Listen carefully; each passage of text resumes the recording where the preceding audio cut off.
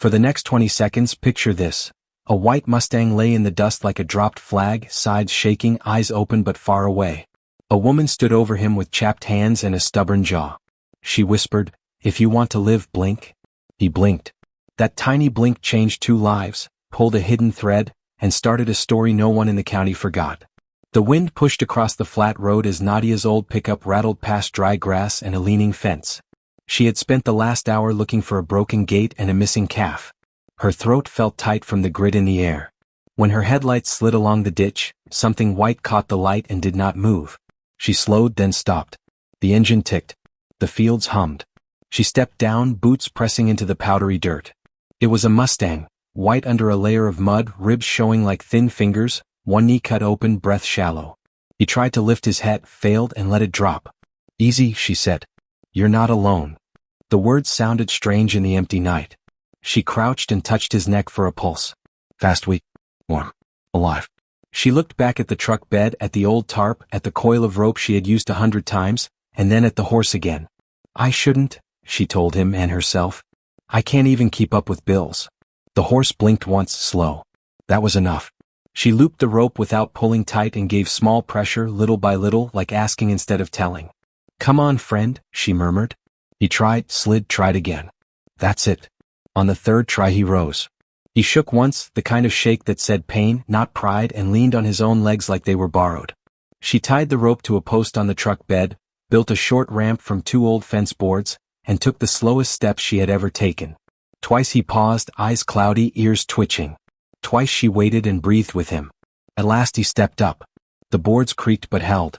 "Good," she said, more to stop her hands from shaking than to praise him. The barn lights made a weak ring in the dark, but it was home. She set him in the first stall, spread hay, warmed water with the kettle from the tack room, and cut up 2 small apples. He touched the water with his lips like he feared it might disappear. "Drink," she whispered. He drank. When he lifted his head, there was wet on his muzzle and something like relief in her chest. "Name," she said out loud, mostly to keep herself awake. "You need a name." She looked at the scarred knee, the raw patches, the thin frame that still stood. "Valor," she said quietly. The word fit like a found button. Her phone buzzed. "You home?" It was Pete from the next ranch over. "Got your gate." She typed back, "Thanks. I'm good." Then she put the phone face down. Sleep could wait. She filled a bucket, found a clean rag, and began to wipe away dirt. At first, Valor flinched at every touch. She slowed her hands and kept talking, not soothing with fancy words, just simple ones. "I see you. I'm here. We'll do this slow." The knee looked worse up close but not hopeless. She cleaned it and wrapped it. She counted his breaths. She checked the gums under his lip. "You had a long fight," she said. "But you made it to my fence." He watched her with a steady, tired gaze, like he measured her and did not find a reason to leave just yet. At midnight she called Dr. Miller, the old vet who always sounded annoyed until he was standing in a stall, then turned gentle without showing it. He arrived with a flashlight, gave the horse a long look and said, "Wild stock in this shape?" "You sure?" "I'm sure," she answered. He ran practiced hands along bone and tendon, checked temperature, listened to the chest. "He'll need antibiotics. Pain control. Rest. And grain later, not now." He paused, then added, "If he doesn't take a turn by morning, we talk about what's fair." Nadia shook her head once. "Tonight we talk about trying." The vet coughed into his sleeve, which was his way of giving ground. "All right," he said. "I'll leave enough for 3 days. Call me at sunrise." The barn settled after he left. Crickets stitched the dark back together. Nadia sat on an upturned bucket, chin in her palm, watching Valor breathe. "I don't know why I did this," she admitted. "But I guess you found me first." He shifted, and the rope tapped against the rail, a small sound that felt like a promise. She kept cleaning the dirt from his sides. Her rag dragged over something raised under the grime, not like a cut, not like a bump. She frowned and cleared more. A shape appeared, faint at first, then sharper, straight lines crossing at clean angles, not the casual loop of a ranch brand, not the rough burn of a careless mark. She traced it with the tip of a finger and felt the skin tighten beneath. "What is this?" she whispered. Valor's skin twitched, but he did not pull away. She stood, fetched the softer brush, and worked around the mark, not wanting to hurt him or blur the lines. "I grew up here," she told him quietly. "I know every family mark from here to the county line." She looked again. This wasn't a family. The shape looked like something printed on paper, not burned in a yard.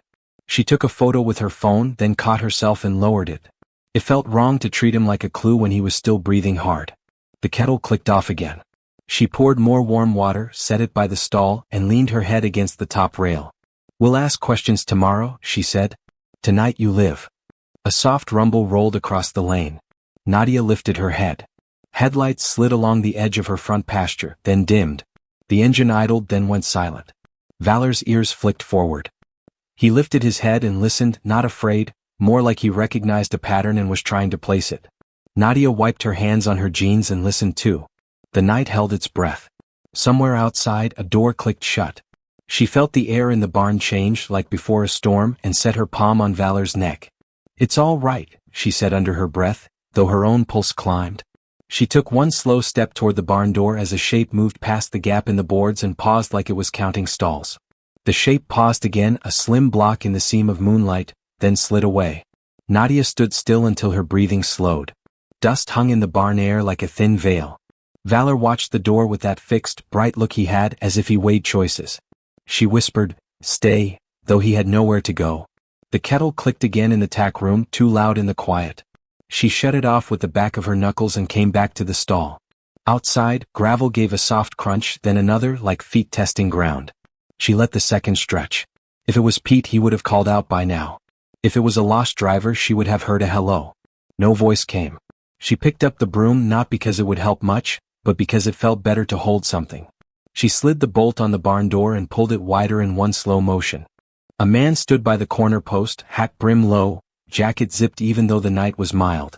He took a step back when he saw her, open palms, easy voice. "Evening.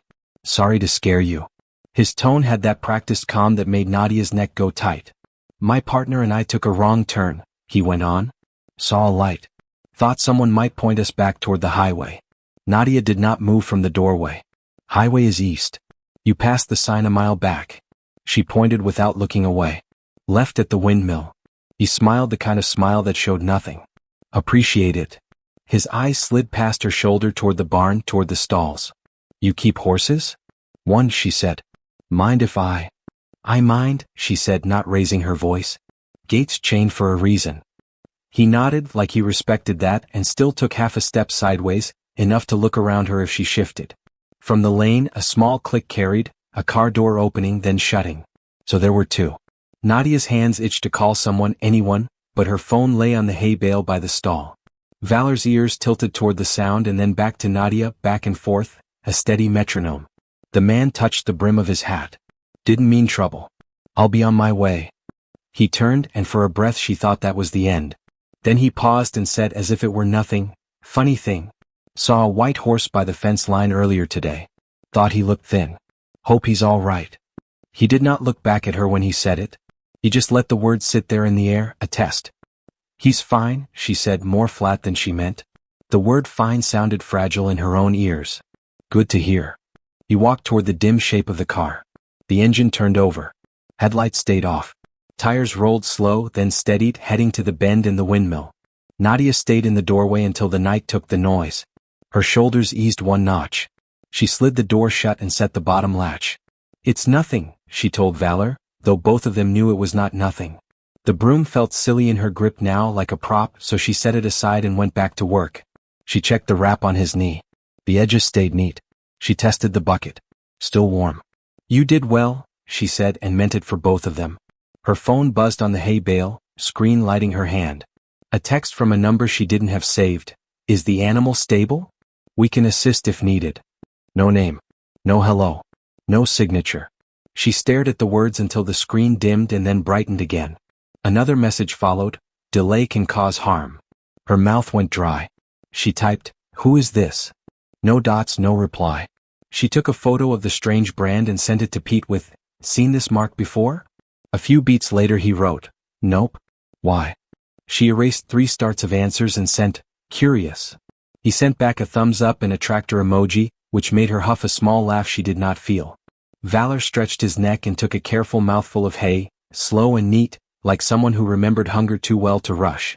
She stood close and ran the soft brush along his shoulder. "If they come back, we'll be ready," she said. Ready for what, she did not know. Ready could mean lights on. Could mean a call to Dr. Miller. Could mean simply standing here. Near 2 a.m, when the barn had gone as quiet as a held breath, a second car moved past on the far road, this one fast, this one with its lights on. It did not slow. She let her eyes close for a handful of seconds at a time, head nodding, then set herself upright each time her chin dipped. Valor dozed standing, his breath a steady push. By the gray edge of dawn, she took the photo again, closer this time, the sharp lines of the mark plain in the new light. She searched on her phone for brands and registries, for local marks, for government livestock tags, for anything shaped like this. Pages loaded slow. She scrolled until the same shapes repeated and none of them matched. Under a forum thread from last year, someone mentioned training batches and trial stock, then argued with strangers over whether it was true. No details, no proof, only hints that made her chest tighten. She typed a message to Dr. Miller. He drank. Wrapped knee. RESP steady. Also found a mark I don't recognize. She added the photo. He replied with a single line that somehow said more than it wrote. Be careful who you ask about that. Noted, she said aloud to no one. Then she added a second text, fingers hovering before she sent. Someone came by asking directions. Said they saw a white horse. The dots danced. Don't open up if you don't know them, he wrote. I'll come by after rounds. The sun lifted a thin coin of light over the pasture, and the barn grew warm by inches. Nadia let Valor's halter down and rubbed the notch where cheek met jaw. He leaned in a little, there and gone, a small trust that steadied something inside her. We'll keep it calm, she promised. No big moves. Step by step. The promise lasted until the crunch of tires returned, sharper this time, like whoever drove had stopped pretending to be lost. A clean white SUV rolled up to the gate, not dusty like local trucks, with a small logo on the door she did not know. 2 people stepped out, a woman with a clipboard and a man in a navy windbreaker. The woman called in a bright, practiced voice that carried too easily, "Morning. We're from Plains Equine Recovery. We had a report of an injured Mustang in this area. We're here to help him. Could we take a quick look?" She smiled, wide, as if the right smile could unlock any door. The man stayed a step back, eyes scanning the barn roof, the paddock fences, the lane, then fixing on the shadow of white in the stall. Nadia felt Valor shift behind her. She did not turn. She lifted the barn latch but did not open it. Who reported? She asked. The woman glanced at the clipboard, which held a map and a list of addresses. It came through our hotline. Anonymous. These things move fast. Injuries get worse without care. Her voice slowed on the last words, soft but pointed. I have a vet, Nadia said. We work with vets, the woman answered smoothly. We can transport to our facility for full care. No cost to you. No transport, Nadia said. He stays where he is. The woman's smile did not change, but her eyes did, a tiny shift. We'd hate for liability to fall on you if his condition turns, she said. There are forms and there are codes for animals found on private land. We can take the weight off your hands. Nadia thought of the messages, the brand on Valor's side, the man in the hat at midnight. She thought of the way Valor had looked at the door, not in fear but alert, like he knew the difference between a hand that helped and a hand that claimed. She steadied her voice. You can wait by the gate, she said. My vet is on the way. We'll talk when he's here. The man in the windbreaker took a step, not quite forward, not quite back, and said in a tone that sounded kind until you heard the steel under it, It would be better if we saw him now. Behind her, Valor lifted his head, ears pricked hard. Nadia did not look away from the pair at the gate. He's not a file on a clipboard, she said. He's a living thing. He's not going anywhere. The wind moved through the grass like a slow hand. The woman lowered the clipboard an inch, studied Nadia's face, and gave a nod that said this round could end, but the game would not. We'll wait, she said lightly. But time matters with these cases. Nadia let the latch fall back into place and walked the length of the stall, each step even. Valor watched her, the fine skin around his eye tight but steady. She touched his neck and felt his warmth under her palm. We're not done, she told him, and the words were both a warning and a vow. Outside, a radio crackled in the SUV, a brief burst, then silence as if someone somewhere had just been told they had found what they were looking for. Dr. Miller's truck rolled up the lane slower than usual, gravel popping under the tires. He stepped out with his old black bag, eyeing the SUV by the gate. Friends of yours? He asked dryly. They said they're with Plains Equine Recovery, Nadia answered, keeping her tone flat. Clipboard, logo, all very neat. Miller gave a grunt that wasn't agreement. He didn't bother looking at them long, just came straight into the barn. "Let's see him," he said. Valor shifted when the vet approached, but not in fear. His ears flicked, his eyes followed. Miller crouched by the wrapped knee, unspooled the bandage, checked the heat, then nodded once. "Clean. Healing better than I thought." He ran his palm slowly over Valor's ribs, chest, and finally the brand. His hands stilled there, fingertips pressing as if he wanted to feel more than see. "You said you found this last night?" "Yes." He let the silence sit for a while before he said, "This isn't ranch work. This is issued." "I figured," Nadia said. "But issued by who?" "That," Miller said, standing, "is a question you don't want answered by people with clipboards." He glanced toward the gate. "They'll dress it in the right words, make it sound like care and recovery, but what they want is not healing." The SUV doors opened. The woman came forward again, waving as if this were a neighborly call. "Doctor, good morning. We can handle the transfer. Just need your signature." She held out a form with crisp corners. Miller didn't even take it. "He's under my treatment," he said, voice sharp as a nail. "No transfer without full review, and not from folks who show up uninvited in the night." The woman's smile strained. "We understand your concern. But he's tagged property." "Property?" Nadia snapped before she could stop herself. "He was left to die at my fence. Property doesn't fight to stand when it has nothing left. Property doesn't blink when you ask if it wants to live." The man in the windbreaker finally spoke. "Ma'am, emotions cloud judgment. This animal is special stock. You can't imagine the investment." "Investment?" Miller cut in, his voice low but dangerous. "I see a half-starved horse who survived more than he should have. That's not investment. That's cruelty written in scars." The man's jaw flexed, but he said nothing. The woman tucked the form back into her clipboard. "We'll return with the proper paperwork," she said coolly. "Consider this a courtesy visit." They turned, walked back to the SUV, and drove away without hurry, leaving a curl of dust hanging in the morning light. Nadia leaned against the stall door, her hands trembling now that they were gone. "They'll be back," she whispered. Miller set a hand on her shoulder. "Yes, but you won a round. That matters." He looked at Valor, who had not looked away once during the exchange. "He's stronger than yesterday. Keep feeding small, steady. Keep talking to him. He listens." After the vet left, Nadia poured herself coffee that tasted of metal and worry. She carried it back to the barn, sat cross-legged in the straw, and watched Valor chew hay with slow rhythm. "They think you belong to them," she said softly. "But you're here. And until someone pries you from my hands, here is where you stay." Valor stepped closer, lowering his head until his muzzle brushed her sleeve. The touch was light, almost testing, but it steadied her more than any promise could. That afternoon, Pete stopped by with feed sacks in his truck. He saw Valor through the stall bars and whistled low. "That the wild one you hauled in? He don't look wild now." "He's not tame either," Nadia said. "He's something else." Pete peered at the brand, frowned. "That mark, don't like the look of it." "Neither do I." He set the sacks down with a thud. "Be careful, Nadia. Sometimes what looks like a gift horse carries teeth you can't see." "Sometimes," she said, meeting his eyes, "but sometimes it carries truth you can't ignore." Pete didn't argue, but his silence was heavy. When he left, he lingered in the lane, looking back once more before driving off. Evening came with pink light bleeding across the fields. Nadia sat with her notebook, sketching the brand over and over, trying to make sense of the lines. Valor shifted in his stall, snorted once, then stilled. She looked up. His ears were pricked to the north, his body taut. A low hum drifted on the wind, engines steady, not hurried. More than one. She rose, the notebook falling shut, and laid her hand on his neck. "They're not finished," she whispered. "And neither are we." The hum grew louder, rolling over the pasture like thunder that refused to break. Nadia stepped out of the barn, hand shielding her eyes. 3 black trucks crawled down the dirt road, their bodies clean in a way local vehicles never were, tires chewing the gravel with heavy patience. They stopped short of the gate, engines rumbling low. Men climbed out, jackets zipped, boots too new for ranch work. They didn't shout, didn't wave. They simply stood as though the land already belonged to them.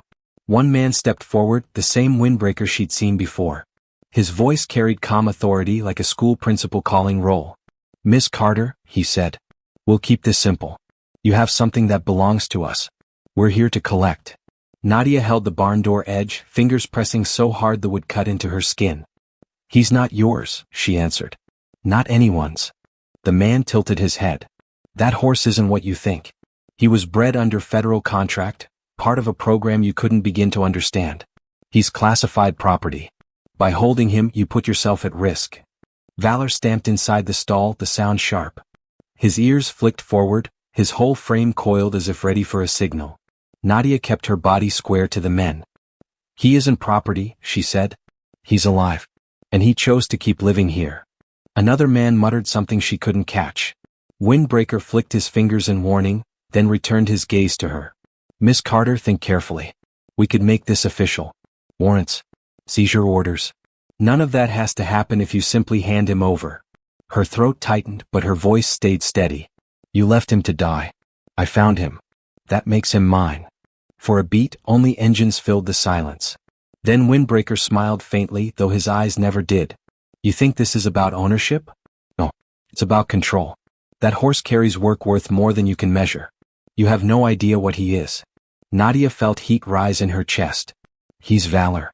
That's enough.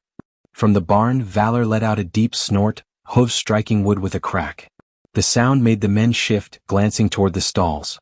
Something in it wasn't panic, it was defiance. Windbreaker sighed as if weary of explaining. We'll give you tonight.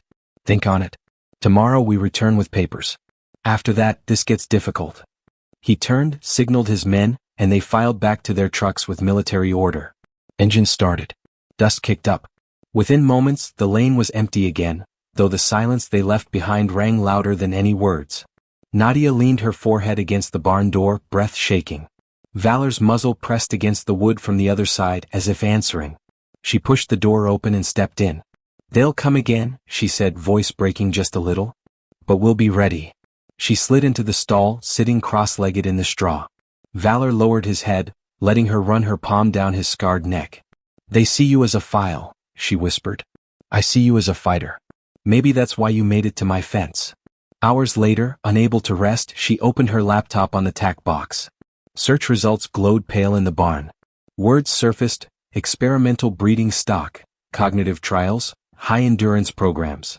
Buried lines and old reports hinted at horses trained for tasks machines failed at: navigation, problem-solving, memory tests. Then came the last line of one article: most specimens unaccounted for after program's termination. Her stomach dropped. She looked at Valor, standing silent but alert, as though he already knew what she had just read. She whispered, "They're hunting you because you survived." He shifted closer, eyes locked on hers, and for the first time she felt not just trust, but an unspoken promise. Neither of them would walk away the same from what was coming. Outside, the night carried a faint metallic click, like a latch, like steel meeting steel. Nadia's pulse jumped. She closed the laptop and held her breath. Whoever stood in the dark hadn't driven away at all. The click came again, sharper, like a tool working against metal. Nadia eased to her feet, heart thudding. She slid her hand along Valor's shoulder, steadying him as much as herself. His ears pointed hard toward the barn doors, his body tense but not retreating. From the crack in the boards, a narrow light danced, flashlight beams cutting quick lines across the ground. Low voices followed, too faint to make out words but firm in tone. Nadia moved to the tack room and gripped the heavy iron bar she used for prying hay bales. She didn't lift it high, only held it loose, enough to remind her she was not helpless. The latch rattled. A muttered curse floated through the seam. One of them hissed, "Hurry?" Another answered, "It's stuck." Valor stamped once, the sound echoing in the barn like a drum. Silence followed outside, then the shuffle of boots on gravel. Nadia's phone buzzed on the tack shelf. She snatched it up. A message from Pete. 2 SUVs passed my place. You all right? She typed quick, "They're here. By the barn." The dots blinked, then disappeared. Seconds stretched. Finally his reply, "Stay put. Calling sheriff. Hold them off." Boots moved again, retreating, crunch fading toward the lane. An engine coughed, caught, then idled low. They weren't leaving, they were waiting. Watching.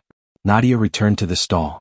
Valor breathed heavy, nostrils flaring, but his eyes were clear. She laid her forehead against his, whispering, "We'll keep still. Dawn will come.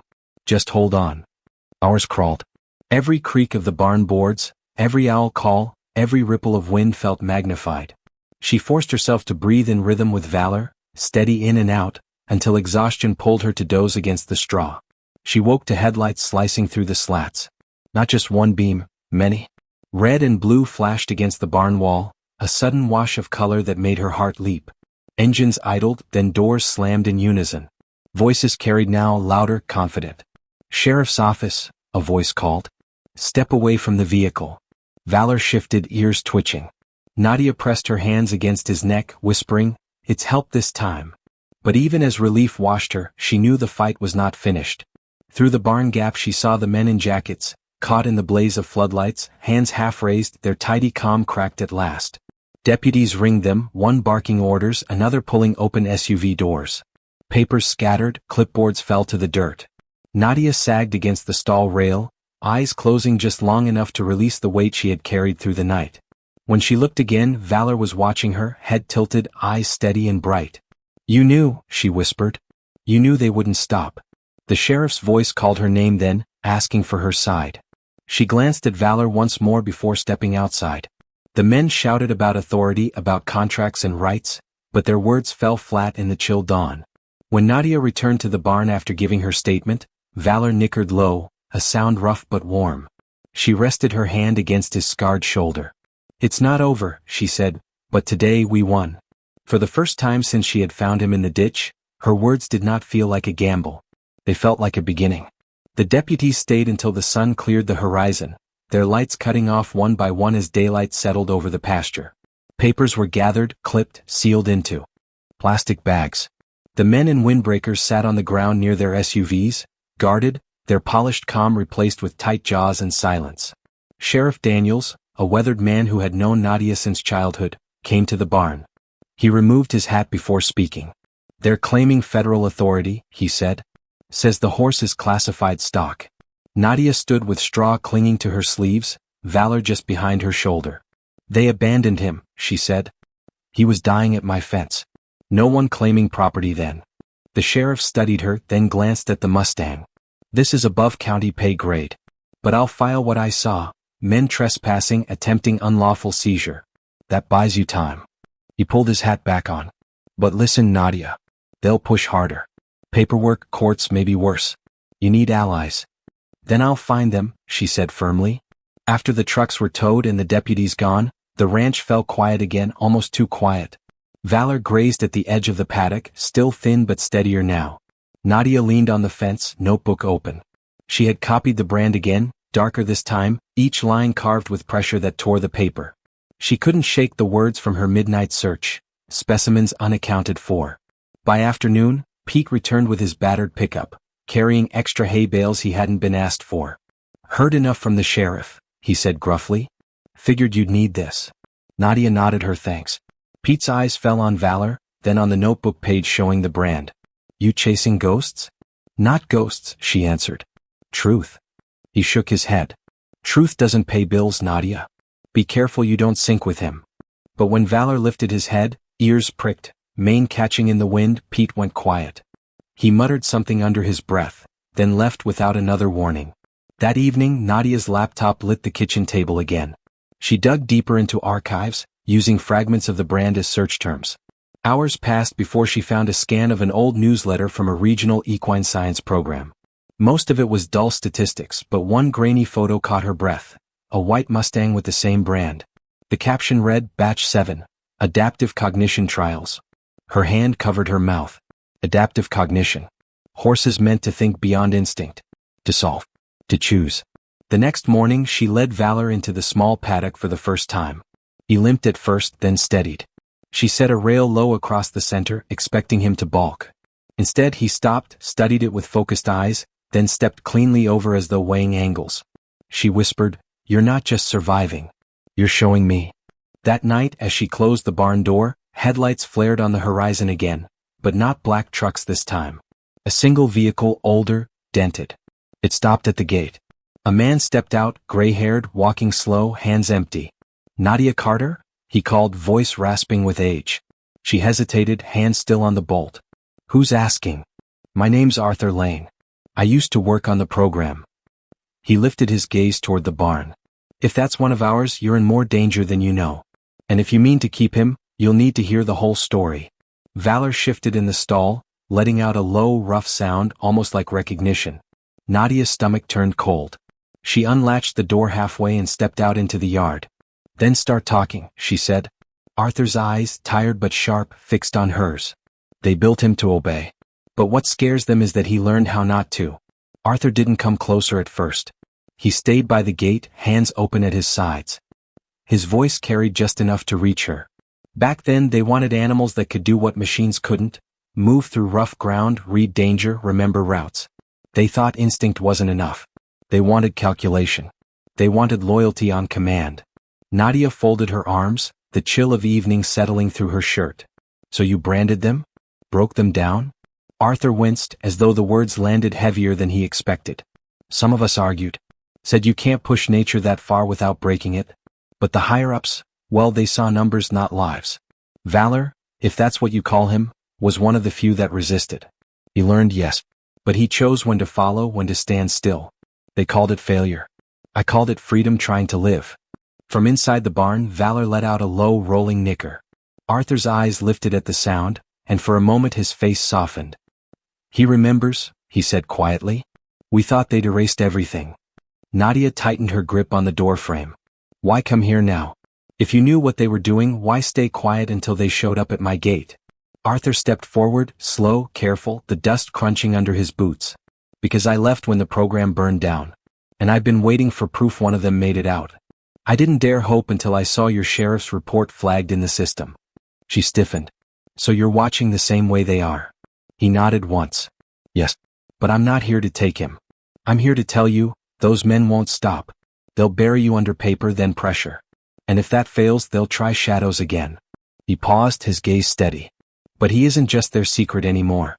The moment you stood between them and him, the story changed. You both carry it now. Nadia swallowed hard. Her mind raced with Pete's warnings, the sheriff's half-comforts, the vet's terse advice. Yet looking at Valor, standing tall despite scars, eyes fixed on the night as if he could already sense what lay beyond, she felt the knot in her chest tighten into resolve. What do you expect me to do? She asked. Arthur's shoulders slumped, the weight of years pressing down. Not hand him over. That's enough. But if you want to keep him, you'll need to show the world what he is. They can't claim property once the truth is out in daylight. If people see a horse that chooses, that thinks, that trusts on his own terms, they can't hide him as a number on a form. Nadia's breath caught. The idea felt impossible.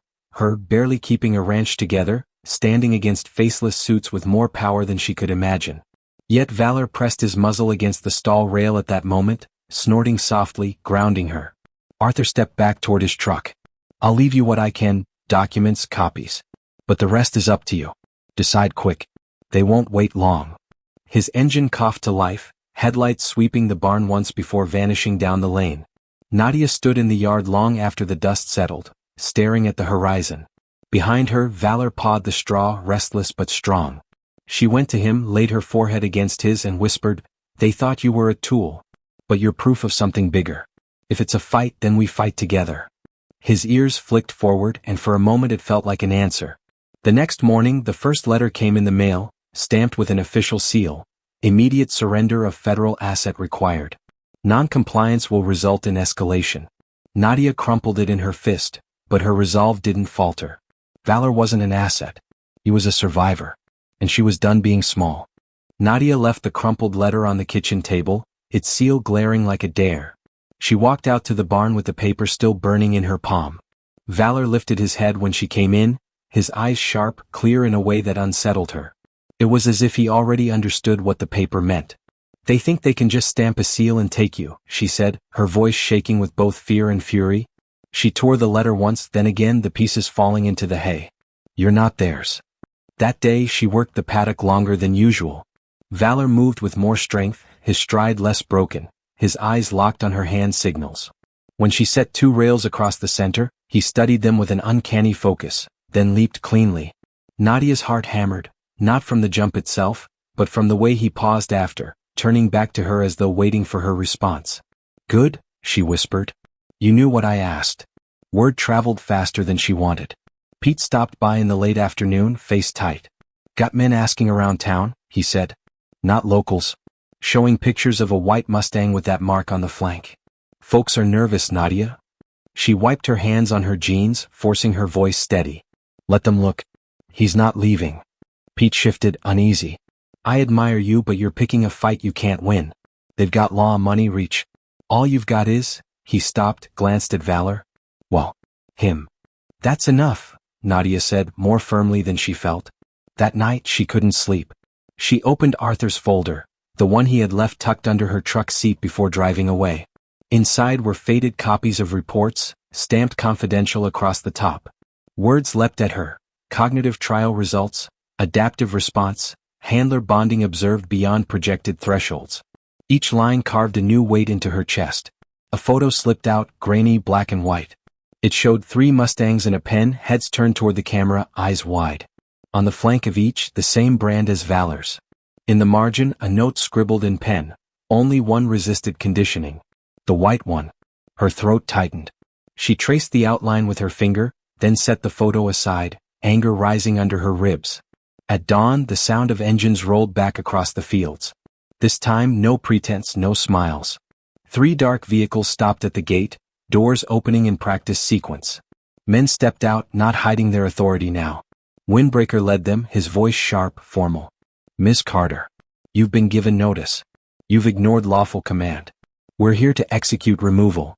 Nadia stood in the barn doorway, shotgun absent but resolve visible in her stance. Valor pressed close behind her, ears flat, muscles quivering. You call it lawful, she said, voice strong, but what you did to him wasn't law. It was cruelty. And he survived it. That survival doesn't belong to you. The man's jaw clenched. He raised a hand and 2 agents advanced with ropes. Valor let out a sound that wasn't a whinny, it was deeper, raw, something primal. He lunged against the stall gate, splinters flying, his body radiating fury and strength. The agents froze. For a heartbeat, no one moved. Then Windbreaker hissed, "Do it." Before they could take another step, tires screeched in the lane. Pete's truck swung wide, dust billowing. Behind him came 2 more vehicles. Neighbors, farmers, ranchers, some she barely spoke to but who had seen enough to take a side. They spilled out, standing shoulder to shoulder with Nadia in front of the barn. You're not taking him, Pete said flatly. The men in jackets exchanged looks. Windbreaker's eyes narrowed. You think this ends here? It starts here, Nadia shot back. The standoff stretched in the morning light, dust swirling, Valor's breath loud in the silence. For the first time, Nadia felt the weight shift. Not just her and a horse against shadows, but a fight seen, witnessed, claimed by others. Windbreaker's lips thinned. With a sharp gesture, he called his men back. Engines flared, and the black vehicles rolled away, leaving only dust and tension behind. Nadia's knees trembled, but when she turned to Valor, his gaze met hers steady and fierce. We bought time, she whispered. Now we use it. That night, sitting under the barn rafters with neighbors gathered around, she unfolded Arthur's files for all to see. The truth would not hide anymore. Valor was not property. It was proof. The kitchen table creaked under the weight of Arthur's papers. Neighbors crowded close, their work-worn hands resting on the wood, eyes shifting between Nadia and the documents. Pete leaned back against the wall, arms folded tight. If even half of this is true, he muttered, then they'll fight like hell to bury it. Nadia spread out the reports, faded type, stamps, signatures smudged with time. They called it adaptive cognition trials, she said. They didn't train him. They tried to rewire him. And he resisted. Mrs. Turner, who had runched goats for 30 years, shook her head. And they wanted him back after nearly killing him? They don't see him, Nadia said quietly. They see what he represents. Proof their program worked, or proof it failed, depending on the story they tell. Pete sighed. Truth's a slippery thing. But people can't ignore scars. Not when they're standing right in front of them. From the barn, Valor stomped once, loud enough to reach through the walls. Every head turned, and for a moment, silence reigned. It felt like he had spoken without words. Then we show them, Nadia said, her voice firm. Not just the papers. Them. Alive. Choosing. Surviving. Arthur, who had returned after nightfall, nodded slowly. Expose them in daylight. They can't seize what the public claims as its own. If enough people know his story, they'll have to step back. How? Pete asked. Arthur slid a thumb drive across the table. Here's everything I copied before I walked away years ago. Videos, reports, memos. It's not polished, but it's proof. Nadia picked it up, the metal small but heavy. Then we take it where it can't be hidden. The next morning she stood with Valor in the paddock, phone in hand. She filmed him moving, Still limping but strong, eyes locked on her commands, ears flicking to her voice. She spoke over the clip, simple words. This horse was left to die. But he is not property. He is not an experiment. He is valor and he is alive. By evening, the video was posted online. Pete helped push it across local groups. Arthur reached out to old contacts in the press. Within hours, the views climbed. Comments poured in: shock, anger, support. That night, as she sat in the barn with Valor, the glow of her phone screen lit her face. Messages buzzed non-stop. Journalists requesting interviews, animal advocates offering legal aid, strangers writing, "He's beautiful. Keep him safe. Don't let them take him." But not every message carried hope. One came from an unknown number: "You've made a mistake. Take that video down or you won't like the consequences." Nadia's stomach twisted, but she turned the screen so Valor's reflection shimmered on it. She whispered, "They can threaten. They can circle. But they can't erase you anymore." Valor stepped closer, pressing his warm muzzle against her arm. The barn fell quiet around them, but it was no longer the quiet of fear. It was the quiet before a storm that the whole world was about to see. The storm arrived faster than Nadia expected. By sunrise, her video had spread beyond the county, picked up by regional news, then by larger outlets. Trucks she didn't recognize slowed by her lane, reporters leaning out with cameras, neighbors honking in passing to show support. The ranch that had once felt invisible now sat under a magnifying glass. Pete pulled up mid-morning, engine rattling, eyes wide. He held out his phone. "You're on Channel 8. They're calling him the Miracle Mustang." Nadia glanced at the screen, Valor's white coat filling it, her own voice shaky but steady over the clip. A headline scrolled beneath: "From experiment to survivor, the Mustang they tried to bury." Inside the barn, Valor pawed the ground, restless under the new attention. "Easy," she murmured, brushing his neck. But her own pulse raced. She knew every new viewer was another shield, and another target on their backs. Arthur arrived later, carrying an old briefcase. He laid out more documents on the tack box. Letters, expense reports, progress charts with columns of data. "This is everything I took when I walked away. They'll deny it, call it fake, but people will see the pattern." Nadia scanned the pages, her stomach tightening at lines that reduced living creatures to metrics. Response latency, failure rate, disposal recommended. She pushed them aside, her jaw tight. They treated him like scrap metal. Arthur's gaze was heavy. And he proved them wrong. By evening, the first official response arrived. Not men in SUVs, but a polished statement emailed to local newsrooms. "The Plains Equine Recovery Program is committed to animal welfare. Allegations circulating online misrepresent our mission. We urge the public not to be misled by incomplete information." Nadia read it aloud in the barn, her neighbors gathered close. Pete spat on the dirt. "That's lawyer talk. They're scared." But fear cut both ways. As darkness fell, headlights appeared on the ridge, more vehicles than she could count at first glance. They didn't approach the gate, just lingered, engines humming like a low growl. A reminder that power still pressed down. Valor stood tall in the paddock, his white coat glowing under the moon, ears pricked toward the ridge. He didn't pace or panic. He simply held his ground as if he knew this moment was bigger than fences and fields. Nadia stepped out beside him, her boots sinking in the dirt. She raised her phone again, this time live streaming. "They're here," she told the camera, her voice firm. "They think they can frighten us into silence. But he's not a secret anymore. He's not a file in a drawer.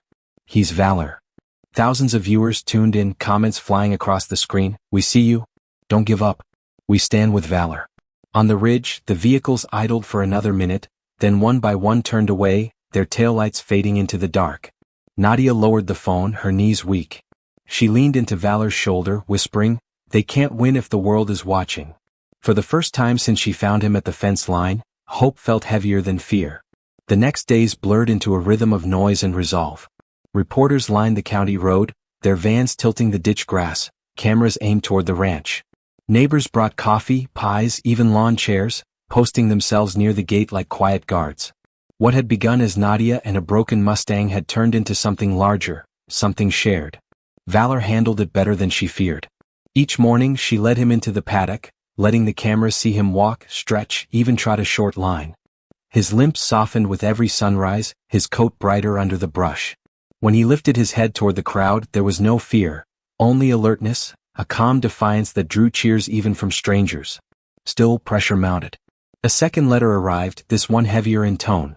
Failure to comply will result in seizure by authorized agents. Nadia read it aloud in the barn, her neighbors gathered close again. The paper shook in her hand but her voice didn't. They're threatening because they've already lost control of the story. Arthur tapped the stack of documents he had left with her. Release the rest. All of it. Don't hold anything back. Once it's public, it can't be erased. That night, Nadia uploaded every file, scans of reports, faded memos, notes about experiments, and the grainy photo of the white Mustang branded with the same mark. Within hours, news anchors held the pages to their cameras, words like classified program and illegal testing running in bold banners. The following morning, the governor's office issued a statement. An inquiry will be opened. No removal of the animal until legality is determined. It wasn't safety, but it was time. Pete whistled when he heard. Never thought your little barn would turn into a courtroom. Nadia managed a thin smile. It's not about me. It's about him. That evening, with the fields dipped in gold, she sat in the straw beside Valor. He lowered his head to her lap, the weight warm and trusting. She stroked his scarred neck, speaking softly. They wanted to erase you, but now you're proof they couldn't. Maybe that's what scares them most. Valor exhaled, long and steady, his breath ruffling her sleeve. She closed her eyes, letting that sound root her. From beyond the fence, a child's voice called, "Is that Valor?" A small group of families had gathered, their children pointing, eyes wide. Nadia stood and led the horse closer. He stopped just at the rail, lowering his head so the smallest hand could reach his muzzle. Gasps of wonder rippled, then laughter. In that moment, Nadia understood. Valor was no longer just her fight. He belonged to everyone who believed survival meant something sacred. As the stars pricked the sky, she whispered to him, "They thought you were theirs. But you were always your own. And now you're ours too." The barn light glowed steady, not weak anymore but like a beacon. For the first time in years, Nadia felt her world widen instead of shrink. And Valor, once broken, stood as the proof that even scars could turn into symbols. The morning broke quiet, softer than the days before. No engines on the ridge, no letters in the mailbox, just pale light slipping across the pasture. For the first time, Nadia dared to breathe without bracing. Valor moved stronger now, each step more sure, his body filling out with hay and oats, his coat bright where scars cut through. She led him into the paddock, not for show this time but for herself. He trotted, head high, tail flagging in the breeze. For a moment he looked less like a survivor and more like what he was always meant to be, free. Pete leaned on the fence, shaking his head with a grin he couldn't hide. "That horse is turning into a banner," he said. "Kids in town wear pins with his name on them. Someone's painting him on the diner wall." Nadia smiled, brushing a stray hair from her cheek. "Good. Let them see him. Let them remember." Later that day, Arthur returned, moving slower than before but his eyes brighter. He handed Nadia a folded newspaper. The front page carried Valor's photo, bold headline above, "The Mustang that refused to break." "They can't bury this now," Arthur said, voice thick. "You gave him back his story. And maybe, you gave a little piece back to the rest of us who watched it stolen." Nadia traced the print with her finger, then looked at Valor grazing beyond. "I didn't save him," she said softly. "He saved himself. I just listened when no one else would." Evening came with a sky washed in firelight colors. Neighbors drifted home, the press thinned, and at last the ranch was quiet again. Nadia sat in the straw of the barn, leaning against Valor's side, feeling the steady rise and fall of his breath. "You carried scars they thought would define you," she whispered. "But you turned them into strength. You reminded me that broken doesn't mean finished." Valor shifted, resting his head near her shoulder, eyes half-lidded in peace. Tears pricked her eyes, but they were not heavy like before. They were light, cleansing. She closed them and let the silence settle, knowing the fight ahead was not gone, only paused. But something inside her had shifted, the same way something inside Valor had carried him through. The moral lingered as clearly as the stars overhead. Strength is not in being unbroken, but in rising, scarred and steady, and choosing to live anyway. And in that barn, with a white Mustang at her side, Nadia felt it. For the first time in years, she too was free. Weeks passed, and the ranch began to feel like a place reborn. Fences mended, hay stacked taller, and neighbors dropped by not with pity but with pride. The sheriff stopped once more, shaking Nadia's hand as he said, "State inquiries opened. Papers are circling desks higher than we'll ever see. Until they settle it, Valor stays yours." His words carried no promises, but they gave space to breathe. Valor's strength returned in ways that startled her. He no longer limped in the mornings. His stride stretched across the paddock with grace, his muscles carrying him as if the past weight had burned away. Yet the brand on his flank remained sharp against the white coat, a mark that would never fade but no longer defined him. One afternoon, children from the school bus clambered to the fence, calling his name. Valor trotted over, ears forward, curious. He lowered his head, letting tiny hands stroke his muzzle. Their laughter rang clear across the field. Nadia stood nearby, her chest tight. This, she thought, is the freedom they couldn't cage. Arthur watched too, leaning on his cane. They wanted obedience, he said, voice quiet. But what they made instead was resilience. And resilience spreads faster than control. Pete chuckled, shaking his head. Never thought a horse would turn this town into a cause. You've given them hope, Nadia. Don't forget what you gave yourself too. That night, under a sky heavy with stars, Nadia sat in the barn again. Valor lay in the straw, his head resting close to her boots. She brushed his mane, her words more to herself than to him. You were never a project. Never a number. You were always a life waiting to be seen. Her mind circled back to the day she found him collapsed by the fence, breath rattling, eyes dim. She thought of the first blink, the silent plea, the choice to stand when everything said fall. That was where it began. Not with her saving him, but with him choosing life and her refusing to look away. As the lantern dimmed, she whispered the truth that had carried them both through. They thought you were broken. But broken things teach us how to fight, how to keep walking. You taught me that. Valor exhaled, a long, steady breath that warmed the straw. His eyes closed, not in weakness but in peace. Nadia leaned back, letting the quiet fold around them. The moral was no longer just words, it was living proof before her.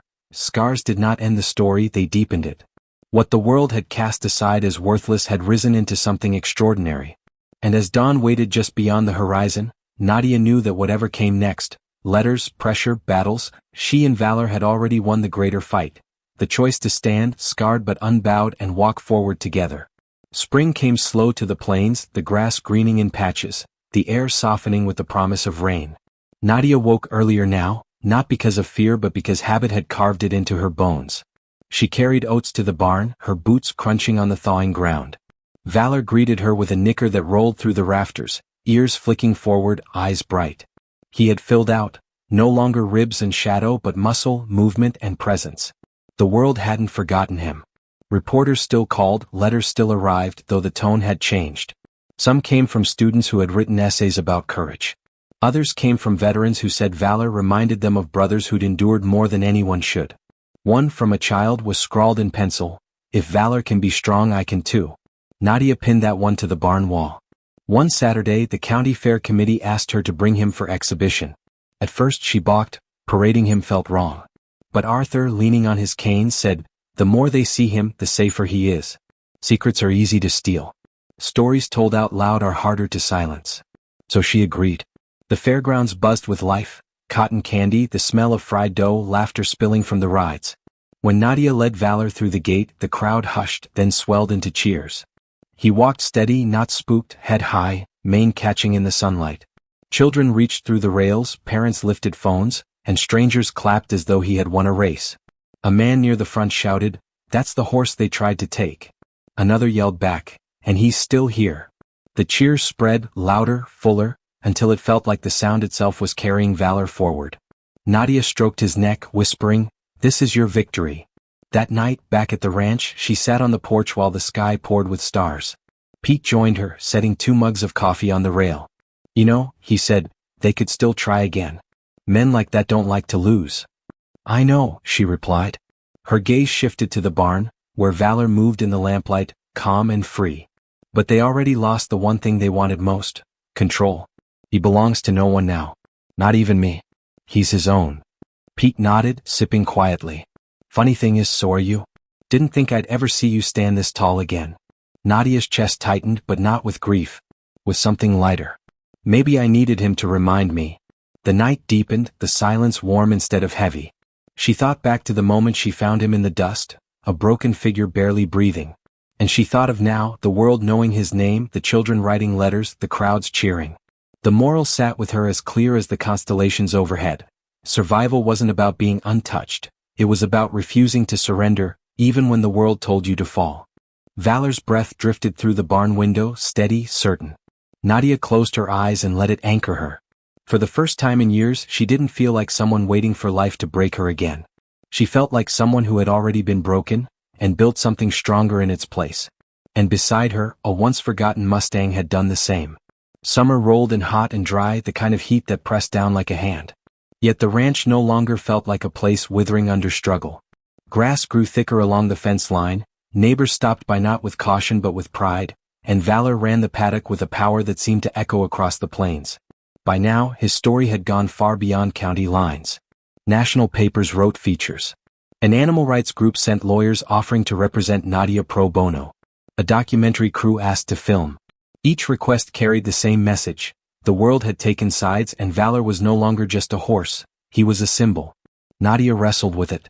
Some nights she lay awake, wondering if she'd lost something of her own in the storm of attention. But each dawn, when she walked into the barn and saw him waiting, ears forward, eyes bright, she remembered. The core of it was simple. He lived. He chose to keep living. And she chose to stand with him. One evening, Arthur sat at her kitchen table, papers spread again. His hands trembled as he pushed a worn folder toward her. "This is the last of it," he said. "Proof of the orders, the disposal lists. They'll deny, but these signatures, these names, carry weight." Nadia flipped through each page heavy. She paused at one line, Subject 7, terminated. Her eyes burned. They wrote him off as dead. Arthur's voice was gravel. And he walked out anyway. That's what they can't forgive. Later, she carried a lantern to the paddock. Valor lifted his head, his coat glowing in the soft light. She held the folder against her chest. "They tried to erase you," she whispered, "but you wrote yourself back into the world." He stepped closer, pressing his muzzle into her palm, warm and steady. The final test came not with black trucks or letters but with silence. Weeks passed without intrusion. The state inquiry dragged on, tangled in politics. But the crowds had shifted. Less media frenzy, more families visiting, schools writing to learn, strangers mailing small donations with notes. For hay. For Valor. For hope. One crisp evening, Nadia opened the paddock gate. Valor trotted out, tail streaming, hooves drumming the earth. He stopped at the ridge, silhouetted against a sky streaked gold and crimson. For a moment, the image froze, horse and horizon, scars and strength, a life reclaimed. Pete, standing beside her, let out a low whistle. "Look at him. They thought they made property. Turns out they made a legend." Nadia smiled, tears slipping down her cheeks. No. He made himself. The moral settled clear as day. Resilience was not about being shaped by others, but about refusing to stay broken when the world tried to keep you down. Valor galloped back, mane flying, and stopped inches from her, eyes shining with a fire that no brand, no program, no authority could ever cage again. And with her hand on his neck, Nadia knew. Both of them had been tested, both had been scarred, but together they had proved a truth larger than their pain. Freedom is not given, it is chosen. Autumn painted the plains in rust and gold, the kind of beauty that whispered change. The nights turned cooler, and the air carried the smell of cut hay and wood smoke. Life on the ranch steadied into something almost ordinary, except for the way strangers still came, sometimes driving hours just to stand at the fence line and see Valor with their own eyes. Children brought carrots, veterans brought quiet nods, and families left hand-drawn pictures tucked under the barn door. Nadia kept every one, pinning them along the tack room wall until it looked like a shrine. Each drawing, no matter how crooked, said the same thing: he mattered. One Saturday, a letter arrived with no return address, just a single line scrawled inside. "Thank you for showing the world what they tried to hide." Nadia folded it carefully and slid it between the photos of scars and recovery she kept in a box labeled Truth. By now, the inquiry had stalled in endless hearings. Suits and polished shoes debated definitions while outside, real lives kept moving. Arthur shook his head when he told her, "They're buying time. Hoping the world will forget." But the world hadn't. Every time Valor stepped into the paddock, his strength was a reminder. He learned new patterns, circling, stopping on command, even weaving between rails with a sharp focus that made onlookers gasp. "He's not performing," Nadia told the small crowd one evening. "He's deciding. That's the difference." Pete leaned on the fence and muttered, "Never thought I'd see folks clap for a horse like he was giving a speech." But his smile betrayed pride. As leaves began to fall, Nadia found herself thinking less about fear and more about what came after. She wrote late into the night, pages of notes about what Valor had endured, what he had shown, what he had given back. She wasn't sure if it would become a book, a statement, or just a record for herself. But the act of writing was healing, like weaving scars into a story that could not be untold. One evening, she led Valor to the ridge where she had first watched him gallop free. The wind tugged at her jacket, and the sky flamed orange. He stood tall beside her, head lifted, his eyes reflecting the fading light. "You were supposed to be nothing more than an entry in their file," she said softly. "Instead, you became proof that no one can write the end of your story but you." He snorted, stamping once, and she laughed through the lump in her throat. The moral glowed in her chest, steady as the horizon. What the world discards can still rise, scarred yet unshaken, if someone believes, and if that someone chooses to fight. As twilight deepened, Nadia rested her hand against Valor's neck. Together they turned back toward the barn, carrying with them not just survival, but a quiet triumph that no paper, no program, no power could erase. The battle had given them scars. But the scars had given them strength. And strength, shared, had turned them into something no one expected. Symbols of hope written not in ink or law, but in the steady rhythm of hooves on open ground. Winter arrived sharp and unkind, snow laying itself heavy across the fields, wind rattling the barn doors. For years, Nadia had dreaded this season. It was when debts seemed heavier, when silence pressed hardest, when the land felt more like a weight than a home. But this winter was different. The barn was full of warmth, voices, and presence. Valor's steady breath filled the cold nights with something stronger than fire. Letters still arrived, tucked under the mailbox lid or left by visitors at the gate. Some were short, "Keep fighting." Others were long, full of stories from people who had also been branded, in their own ways, by hardship. Nadia read them aloud to Valor as she brushed his coat. He'd flick an ear, shift a hoof, sometimes let out a low rumble that felt like acknowledgement. One night, Arthur sat by the stove, his cane leaning against the wall. "Funny thing," he said, staring at the flames. "They thought making something obedient was the same as making it strong. But obedience breaks. Strength endures." His eyes slid to Nadia. "You've proved that, both of you." Pete came by with firewood and grumbled at the sight of cameras still lurking at the road's edge. "They're waiting for the story to fade," he said. "But it won't. Not now. Not ever." And he was right. When the documentary aired, showing Valor's first stagger at the fence line, the strange brand on his flank, and the crowds that had rallied to keep him free, people wept openly. Messages poured in from across the world. For the first time in years, Nadia felt less like a woman alone on a struggling ranch and more like the keeper of something bigger than herself. On Christmas Eve, she walked Valor out into the pasture. Snow crunched under her boots and his breath rose in clouds. The sky glittered with stars, sharp and endless. She stopped by the ridge, the same place where he had once stood against the rising sun. He pawed the snow, tossing his head, and she laughed, the sound catching in her throat. "You were never property," she said, stroking his warm neck through the chill. "You were proof. Proof that no matter how deep the scars, life can't be stamped out if it refuses to bow." Valor pressed his muzzle against her shoulder, his weight solid, his presence steady. Together, they stood in the stillness of winter, carrying scars that no longer bound them but instead lit the path forward. The moral was as clear as the stars above. Resilience was not about erasing pain, but about transforming it into strength. And the world, once blind to a broken horse and a weary rancher, now saw both for what they were, unbroken, unowned, and unforgettable. And in that silence, Nadia finally understood. They had not just survived, they had rewritten the story, one scar, one choice, one step at a time.